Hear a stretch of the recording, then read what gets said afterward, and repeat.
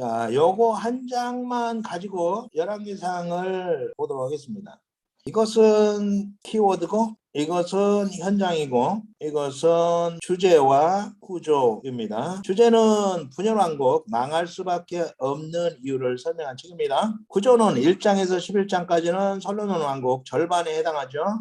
그 다음 분열왕국이 5장에 걸쳐서 기록되어 있고요. 그리고 아합과 엘리야에 대한 이야기가 6장에 걸쳐서 기록되어 있습니다. 그림이 나온 것은 현장입니다. 그래서 현장을 보시면 솔로몬 왕국이죠. 하나님의 왕국을 주셨는데요. 그 왕국의 이제 반쪽이 된 것입니다. 이것은. 그리고 북이스라엘은 우상으로 바뀌어버렸죠. 그리고 엘리야가 이제 활동을 하게 되는데요. 그리 시내가에서 사르밧으로 갔다가 갈멜산으로 왔다가 이세벨이 죽이려 하니까 이제 도망쳐가지고 브엘세바를 거쳐서 호렙산으로 가죠.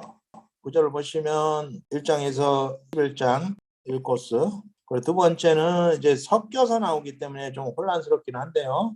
남유다와 북이스라엘이 함께 섞여서 나옵니다. 이것이 12장에서 16장까지 5장에 걸쳐서 기록되어 있고요. 그리고 아합과 엘리야에 대한 이야기. 사실은 주인공은 아합입니다. 아합을 변화시키기 위해서 아주 강력한 영빨이 센 엘리야를 동원을 한 거죠. 이 이야기가 17장에서 22장까지 6장에 걸쳐서 기록되어 있습니다. 열왕기는 누가 왕이냐 하는 것에 대한 말씀입니다. 이 누가 왕이냐 이것이 굉장히 중요해요. 진짜 왕은 하나님이신데 사람 왕이 하나님을 무시하고 그래서 결국은 심판받을 수밖에 없는 이유를 설명한 것이다. 열왕기와 역대기의 차이는 뭐냐? 열왕기 기자는 포로된 자의 입장에서 망할 수밖에 없는 이유를 설명했다면 역대기 기자는 귀환 자들의 입장에서 어떻게 이상적인 국가를 재건할 것인가에 관점을 두고 있습니다. 구약의 결론은 아담의 반역으로 결국 타락한 본성이 도저히 하나님의 말씀대로 살 수가 없는 거죠. 그러므로 이스라엘의 역사는 실패의 역사이고요. 율법 아래서는 해답이 없다는 결론에 이르게 합니다. 그래서 구약의 믿음과 삶의 교과서로 주신 율법서는 죄와 사망에 이르게 했고 신약의 믿음과 삶의 원리로 주신 복음서는 의와 생명에 이르게 했다. 그러므로 구약 성경의 역할은 메시아가 오실 수밖에 없는 필연성, 반드시 메시아가 오실 수밖에 없다 하는 것을 보여준 것이고요. 그래서 말라기는 초림 예수를 예고하고 마칩니다. 구약에서 약속하신 예수 그리스도의 초림으로 우리 죄와 사망에서 의와 생명으로 옮겨주시고 하나님의 얼굴빛 앞에서 살 성경권을 주셨습니다. 그러므로 타락한 인류에게 유일한 해답이 예수 그리스도시죠. 그래서 고린도전서 12장 22절에서 잘 요약해주고 있는데 아담 안에서 모든 사람이 죽은 것 같이 그리스도 안에서 모든 사람이 삶을 얻으리라. 이것이 결론적인 말씀이라고 할 수 있겠습니다. 첫 번째 코스는 1장에서 11장까지인데요. 솔로몬 왕국에 대한 말씀입니다. 솔로몬 왕국을 이 왕관으로 표시했는데 이 왕관은 어떤 의미를 상징적으로 가지고 있는가? 이 왕관은 첫째 하나님 나라를 성경에서 왕관으로 상징적으로 표현해주고 있고 두 번째는 교회, 예수 그리스도의 몸인 교회를 왕관으로 표시해주고 있는데 구약에서도 이스라엘 백성이 출애굽했을 때 광야교회를 교회라고 사도행전 7장에서 표현해주고 있습니다. 그리고 이 교회는 적극적으로 말하면 바로 나죠. 계시록에 보면 서만학교에 주신 말씀이 생명의 면류관을 줄 것이다. 생명의 면류관이라고 할 때 이 면류관은 바로 왕관을 말합니다. 왕관. 그래서 이런 의미에서 왕관으로 표시를 한 것입니다. 솔로몬 왕국 1장에서 11장까지를 보겠는데요. 1장은 솔로몬의 즉위, 솔로몬이 갑자기 즉위를 하게 됩니다. 다윗이 이제 30세에 왕이 돼서 40년간 통치를 했기 때문에 70세가 됐습니다. 그래서 국정을 이제 더 이상 돌볼 수 있는 상황이 되자 아도니아가 요압과 대제사장 아비아달 지지를 받고 이제 왕으로 즉위를 수하려고 하는 거죠. 그것을 보고 이제 나단이 아도니아가 왕으로 즉위를 하려고 한다 하는 것을 이제 바세바에게 알려주고 바세바가 다윗에게 알려줌으로 인해서 다윗이 급히 그의 노새에 솔로몬을 태우고 그리고 기손 세마에 가서 왕으로 즉위를 하는 거죠. 이렇게 즉위를 하자 아도니아가 제단뿔을 잡습니다. 이 제단뿔을 잡는 이유가 뭔가? 이 제단뿔은 번제단의 뿔이죠. 번제단이 이렇게 있다면 내 귀퉁이에 뿔이 나와 있습니다. 이 뿔은 뭐 하는 것이냐? 대신 죄를 전가받은 제물이 죽고 그 피를 이 뿔에 바릅니다. 이 뿔에 바르는 것은 죄값을 치렀습니다. 그러므로 이 뿔은 뭐를 상징하냐? 죄 용서. 이제는 죄값을 치렀으니까 죄를 용서받고 구원을 이제 이뤘다는 거죠. 그래서 구원의 뿔이라고 이렇게 부르게 되었습니다. 이 아도니아가 제단 뿔을 잡은 것은 구원을 호소한 거죠. 구원 호소. 그래서 솔로몬이 이 죄로는 너를 죽이지 않겠다 이렇게 약속을 해줍니다. 2장에서는 숙청이 있습니다. 숙청. 정권이 교체되니까 대적자들을 이제 처단을 하게 되죠. 요압과 시므이는 죽여야 된다. 그래서 이 둘이 죽고요. 아비아달과 사독 2명의 제사장이 있었습니다. 원래는 대제사장이 1명인데 그 이유는 뭐냐면 기본에 성막이 있었고 여기에 번제단이 있었죠. 그리고 언약궤를 다윗성에 안치를 했어요. 그러다 보니까 두 군데에서 이제 제사를 드리게 됨으로 인해서 2명의 제사장이 필요하게 된 것이죠. 3장에는 솔로몬의 지혜에 대해서 나오는데요. 솔로몬이 1,000번제를 기본 산당에서 거기에 이제 번제단이 있기 때문에 기본 산당에서 제사를 드립니다. 1,000번제, 이 1,000마리의 번제를 드린 것이죠. 1,000번제는 다윗이 하나님을 향한 사랑 고백입니다. 3장 3절에 여호와를 사랑하고는 바로 하나님을 향한 사랑 고백, 믿음 고백이 되는 믿음 고백이 아주 중요한데요. 1,000번제를 드리니까 거기에 대한 상급. 하나님은 보상의 하나님이기 때문에 상급으로 보상을 해 주십니다. 중요한 것이 뭐냐면 10절에 보면 주의 마음에 든지라 라는 말씀이 있어요. 주의 마음에 든지라. 하나님의 마음에 들면 뭐든지 주고 싶은 거죠. 원하는 것이 뭐냐 그랬더니 솔로몬이 지혜만 달라고 그러는 거예요. 하나님께서 맡겨주신 백성을 잘 재판하고 다스릴 수 있는 지혜를 달라. 그러니까 하나님의 마음에 든 것이죠. 기도는 내 요구만 늘어놓으면 하나님이 침묵하십니다. 하나님의 마음에 드는 기도를 할 필요성이 있다 하는 것을 우리가 깨달을 수가 있습니다. 이렇게 하나님의 마음에 드니까 4장에서는 하나님께서 보너스로 주시는 것이 뭐냐면 왕국의 번영입니다. 번영. 첫째 영토. 영토가 싸움도 안 했는데 솔로몬보다 더 큰 영토를 갖게 되었고요. 두 번째 주변국이 조공국이 된 거죠. 세 번째는 전쟁이 엄청나게 많은 때에 평화를 누렸습니다. 그리고 부귀를 함께 누렸죠. 네 번째는 솔로몬의 명성이 얼마나 멀리 퍼졌는지 그의 명예가 엄청나게 높아진 거죠. 그래서 사람이 원하는 모든 것을 하나님이 덤으로 이렇게 주셔서 솔로몬의 왕국을 번영하게 했다 하는 내용을 우리가 4장에서 볼 수가 있고요.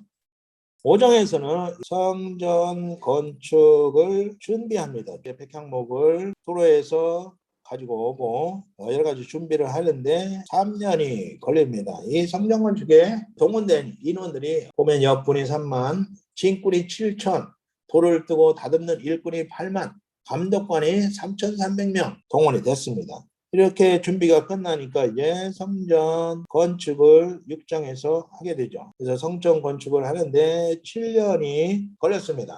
그리고 7장에는 봉건축에 대해서 나오는데요. 이것은 13년이 걸렸어요. 8장에는 성전 봉헌 시기 나와 있습니다. 사실은 7년에 걸쳐서 성전을 건축했기 때문에 성전이 건축된 다음에 성전 봉헌식이 있었죠. 그런데 궁건축이 먼저 나왔습니다. 그래서 역사적 흐름에 따라서 기록한 것은 아니다 하는 것을 우리가 볼 수가 있죠.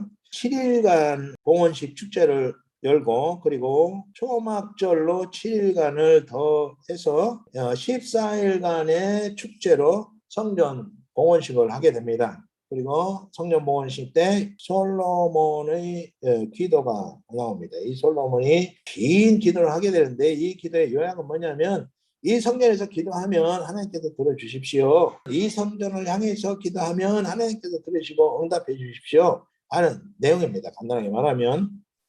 그리고 9장에서는 솔로몬 언약, 다윗 언약의 갱신이에요. 솔로몬 언약은 뭐냐? 하나님의 말씀을 지키면 축복을 주실 것이고 율법을 어기고 우상을 섬기면 이 땅에서 뽑아내 버리겠다. 이렇게 언약을 갱신한 내용이 9장에 있습니다. 10장에서는 스바 여왕이 와가지고 솔로몬의 지혜, 성전, 궁, 식탁 이런 모든 것들을 보면서 감탄을 하고 그 120달란트를 선물로 줍니다. 그리고 솔로몬의 1년 수익이 666 달란트이고 그리고 음식물이나 이런 거 엄청나죠. 그래서 이 모든 것은 솔로몬이 누린 영화를 기록하고 있습니다.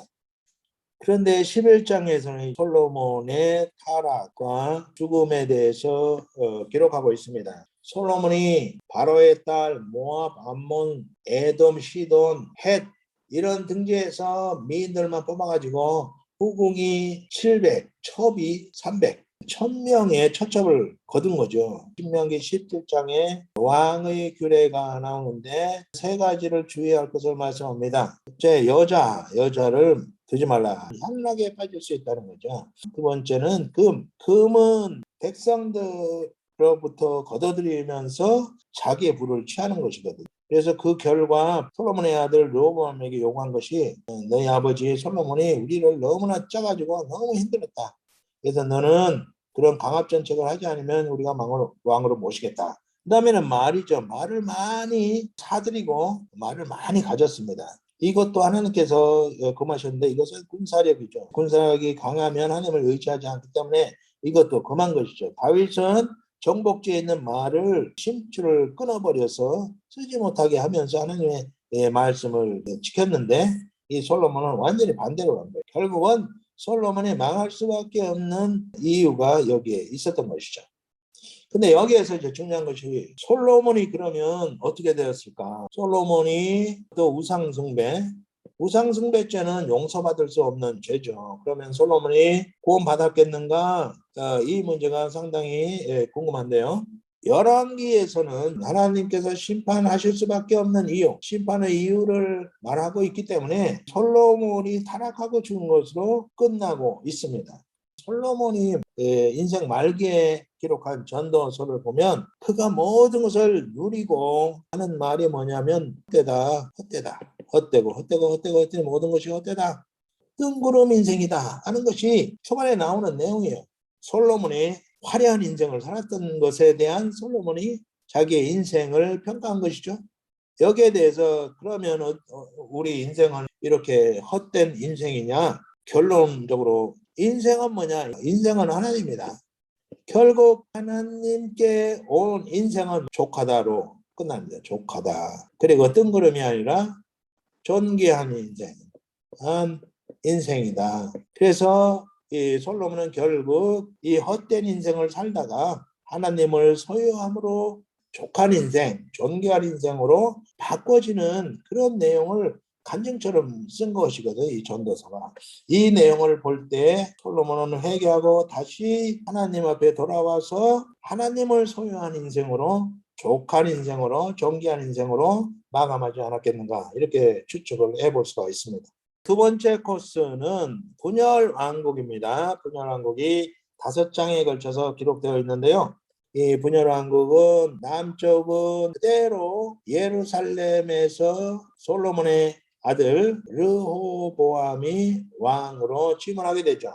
근데 북왕국은 르호보암에게 북왕국 10지파가 당신은 어떻게 정치를 하겠느냐, 당신 아버지처럼 강압 정치를 하겠느냐, 그렇게 하지 않으면 우리가 당신을 왕으로 모시겠다 그랬는데 르호보암이 젊은 청년들의 조언을 듣고 우리 아버지가 채찍으로 다스렸다면 나는 전갈 채찍으로 다스리겠다. 그래가지고 그래 10지파가 여로보암을 왕으로 세웁니다. 이 여로보암은 아히야 자기 옷을 찢어가지고 10조각을 여로보암에 주면서 네가 10지파의 왕이 될 것이다 라고 예언을 합니다. 이 예언의 내용을 한 솔로몬이 여로보암을 죽이려 하기 때문에 이제 애굽으로 피신해 가죠. 애굽. 솔로몬이 죽자 더 나와가지고 북쪽 10지파가 여로보암을 왕으로 세운 것입니다. 근데 왕이 되면서 여로보암이 큰 잘못을 하게 되죠. 그것이 뭐냐면 13장에 보면 베델 우상, 베델에 송아지 우상을 세워놓고 그리고 단에도 송아지 우상을 세워놓고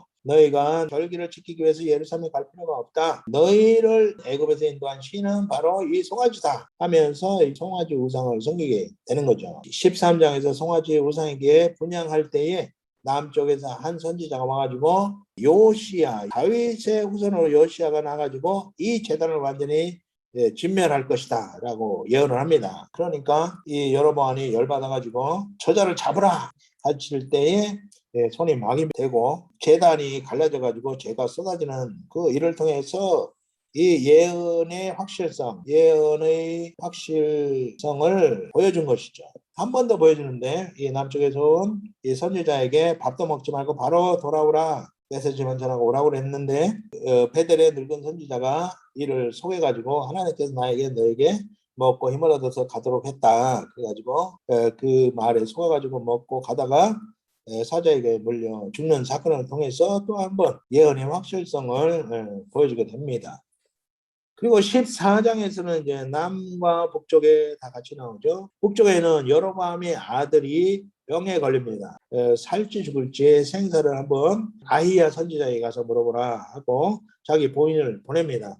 그래서 물어보니까 이 아이가 반드시 여로보암의 죄 때문에 죽을 것이고 여로보암의 가문도 완전히 멸망하게 될 것을 예언을 합니다. 그리고 14장 남쪽에서는 시삭이 르호보암 5년에 쳐들어와가지고 성전과 왕궁에 있는 금 그리고 솔로몬이 금방피를 만들어가지고 레바논 궁에 보관해 놓았던 그런 것들을 다 가지고 가게 됩니다. 15장에서는 르호보암의 아들 아비야하고 르호보암은 솔로몬이 우상숭배하는 것을 봤기 때문에 우상숭배에 빠지게 되었고요. 그런데 아비야의 아들 아사와 아사의 아들 여호사밧은 하나님께 돌아오게 됩니다. 아사가 우상을 제거하고 태우를 폐위시킵니다. 우상 숭배를 한 것 때문에. 그리고 여호사밧 이제 우상들을 다 제거하고 그리고 백성들에게 하나님의 말씀을 가르치는 일까지를 합니다. 그래서 선한 왕이 되는 거죠. 그리고 15b에서는 여로보암의 아들 나답을 바사가 죽이고 여로보암의 가정을 선지자 아히야의 예언대로 완전히 다 죽여버립니다. 16장에서는 바사의 아들 엘라 시므리가 다 죽입니다. 근데 이 시므리는 7일밖에는 왕노릇 하지 못해요. 오므리를 백성들이 왕으로 추대를 했기 때문에 이 시므리가 있는 디르사 성을 포위를 합니다. 그랬더니 시므리가 왕궁을 방황하고 자기도 불타 죽습니다. 그리고 오므리의 아들 아합이 왕이 되죠. 이렇게 4명의 북왕국의 왕들의 이름이 나와 있습니다. 세 번째 코스는 아합과 엘리야에 대한 이야기. 무려 6장을 할애해서 기록하고 있습니다. 17장 그리시네가의 엘리야가 아합에게 수년간 비가 한 방울도 안 오고 이슬도 내리지 않을 것이다. 이 예언을 하니까 이 아합이 가만히 있지 않죠. 그래서 그리시네가에서 숨어 지내는 것이죠. 그래서 까마귀를 통해서 하나님께서 엘리야에게 먹을 것을 공급하시고 그리시네 물을 먹으면서 지내게 되는 거죠. 비가 오지 않으니까 그리시네가가 마르니까 하나님께서 그를 사르밧으로 보냅니다. 그래서 사르밧의 과부를 통해서 과부가 이제 마지막 한 줌 남은 가루로 아들과 함께 떡을 구워서 먹고 죽으려고 했는데 이 엘리야가 와가지고 그것을 먼저 나에게 하나 구워서 줘라. 그러면 가루가 떨어지지 않고 기름이 떨어지지 않도록 여호와께서 하실 것이다. 그런데 이 과부가 믿음이 있는 거예요. 그래서 믿음은 뭐냐? 하나님의 말씀을 믿고 믿음의 확실한 증거가 순종이죠. 하나님의 말씀을 믿고 순종하면 어떤 역사가 일어나느냐? 하나님의 영광을 보게 되는 거죠. 이 땅에서 하나님의 영광을 보고 그리고 하나님의 즐거움에 참여하는 안식을 누리게 되죠. 믿고 순종한 자에게 하나님의 영광을 보게 하시는 것이 하나님의 상급이고 그런 말은 보상이 되는 거죠. 그래서 이 과부가 한 줌 남은 가루로 떡을 만들어가지고 엘리야를 공개했기 때문에 기름이 떨어지지 않고 가루가 떨어지지 않는 그런 기적을 체험하게 됩니다. 가르밧에서 갈멜산으로 가가지고 요압에게 네가 믿는 바알신 제사장 450명 그리고 아세라 제사장 400명 다 동원해라. 나는 단신, 누가 참신인지 한번 확실하게 보자. 그래가지고 송아지 2마리를 잡아가지고 그것을 나무에 각을 떠서 올려놓고 하늘에서 불을 내리는 그 신이 참신이다. 갈멜산에서 이제 대결을 하는 거죠. 450명의 바알 제사장들이 나무 위에 각을 뜬 제물을 올려놓고 기도를 하는 거예요. 기도를 해도 아무런 응답이 없는 거죠. 엘리야가 막 조롱을 합니다. 너희 신이 지금 어디 출장 갔는지 잠을 자고 있는지 묵상 중인지 모르니까 더 큰 소리로 불러라. 저녁 때까지 막 칼로 몸을 찌르고 창으로 찌르고 하면서 해도 아무런 응답이 없습니다. 이제 엘리야도 12돌로 제단을 쌓고요. 그리고 그 위에 각을 뜬 것을 올려놓고 나무를 올려놓고 12통 물을 붓고 여기에 도랑을 쳤습니다. 그러니까 물에 완전히 흠뻑 젖어버리게 한 거죠. 물로 흠뻑 젖게 하고 그리고 여호와께 부르짖어 기도를 하게 되니까 하나님께서 불을 내려셔가지고 이 재물과 나무와 이 물까지도 싹 다 태워버리는 놀라운 이적을 통해서 참 하나님이 누구신가, 참 하나님을 확실히 눈으로 보도록 증거를 해준 것이죠. 그랬더니 백성들이 다 신앙 고백을 합니다. 바알 대사장 450명을 죽입니다. 그래서 싹 청소를 해버리는 것이죠. 이 이야기를 듣고 이세벨이 엘리야를 죽이려 하니까 엘리야가 도망칩니다. 그래가지고 부엘세바로 도망쳐가지고 좀 더 가가지고 광야에서 로뎀 나무 아래서 차라리 나를 죽여주십시오. 내가 하나님의 명령대로 큰 일을 이루었는데 이게 무슨 꼴입니까? 한탄을 하게 되는 거죠. 지쳐서 잠이 들었는데 깨보니까 떡과 물이 있는 거예요. 그것을 먹고 또 잠을 잡니다. 그랬더니 천사가 깨워가지고 호렙산으로 40주 40야를 달려가지고 가서 이제 하나님을 만나게 되는 거죠. 하나님을 만나가지고 하는 말이 다 죽고 나만 남았습니다. 하나님께서 너 외에 바알에게 절하지 않은 7,000명이 있다. 그러니까 하나님의 일꾼은 하나님께서 준비해 두셨기 때문에 내가 아니면 안 된다. 아니죠. 하나님은 나에게 주시는 사명만 감당하도록 하십니다. 엄청난 능력을 수행했던 엘리야가 더 큰 일을 할 줄 알았는데 하나님은 그에게 마지막 사명으로 사역 이양을 하라고 하십니다. 그래서 아람 왕 하살에게 기름 붓고 그리고 북왕국에 예후를 기름 붓고 그리고 네 대신 엘리사를 기름 부어서 사역이양을 하라고 그렇게 말씀합니다. 그래서 적당한 때에 사역이양을 하는 것도 우리가 하나님의 뜻에 섭리에 순종하는 것이 아닌가 이런 생각이 듭니다. 그리고 이제 20장에 아람 군대가 쳐들어온 것이에요. 베나닷이 1차 침공을 했어요. 엄청난 군대를 끌고 왔기 때문에 이 북이스라엘은 꼼짝할 수가 없는 상황이었습니다. 이 베나닷이 요구하기를 너의 은금도 다 내 것이고 너의 처첩도 다 내 것이다. 그러니까 아합이 힘이 없으니까 다 드리겠습니다. 그랬더니 아니다. 내가 가져 완전히 다 내가 내 마음에 드는 대로 빼앗아 갈 것이다. 그때 그것은 좀 곤란합니다. 그랬더니 베나닷이 이 사마리아 성을 에워싸버립니다. 그때 무명의 한 선지자가 아합에게 나는 여호와인 줄 알리라. 이것을 보여주기 위해서 하나님께서 베나닷의 군대를 이기게 해주신다. 어떻게 우리가 이길 수 있냐? 군사도 없는데. 그러니까 고관들 자제, 청년들을 모아라. 그래서 232명밖에 되지 않습니다. 그리고 또 추려 모으니까 약 한 7,000명의 군대가 소집되었습니다. 아주 적은 숫자로 하나님의 이적적인 역사로 승리를 하게 됩니다. 2차 침공을 하게 됐습니다. 첫 번째는 사마리아 성을 에워쌌는데 두 번째는 아합에게서 전투를 하게 됐는데 이 아람 군대는 완전히 들을 완전히 덮어버렸습니다. 그런데 이 사마리아 군대는 얼마나 적은지 작은 염소떼 정도 아주 적은 숫자였습니다.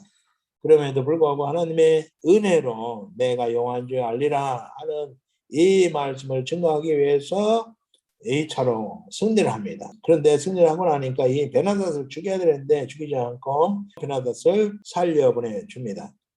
그리고 21장에서는 나봇의 포도원 이것을 탐을 내는 거예요. 탐욕. 결국 죄는 다 탐욕에서 나오는 것입니다. 나봇이 조상에게 받은 것을 팔 수가 없다. 그러니까 속이 상해가지고 지금도 전폐하고 있으니까, 그래가지고 이세벨이 계략을 꾸며가지고 거짓 증인을 세워서 나봇이 왕을 욕했다. 그래가지고 돌에 쳐서 죽이도록 나봇이 사는 성읍에 있는 장로들과 귀족들에게 보내고 그대로 이제 행해진 거죠.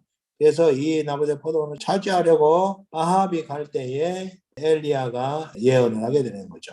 아합의 피를 할았던 개들이 당신의 피를 핥을 것입니다. 그리고 이스벨도 개들이 먹을 것입니다. 그 가정이 완전히 이제 진멸될 것을 예언을 합니다. 그랬더니 아합이 아이고 큰일 났다 해가지고 자기 옷을 찢고 그리고 이제 회개를 하는 거죠. 그랬더니 그 작은 모습에 하나님께서 마음이 약해져가지고 네 장대에는 이런 일을 보지 않게 하시겠다. 이렇게 하나님의 또 자비를 보여주십니다.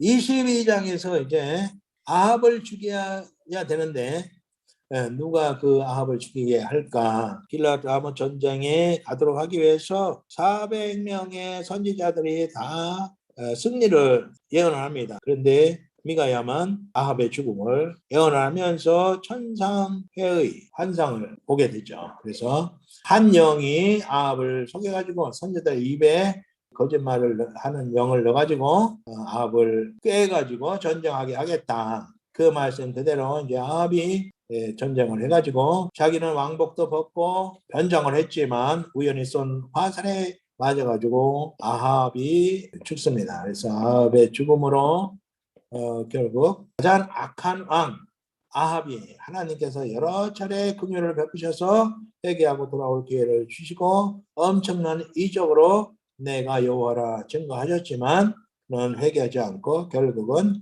비참한 죽음을 맞이하는 것으로 여러분과 마치게 됩니다.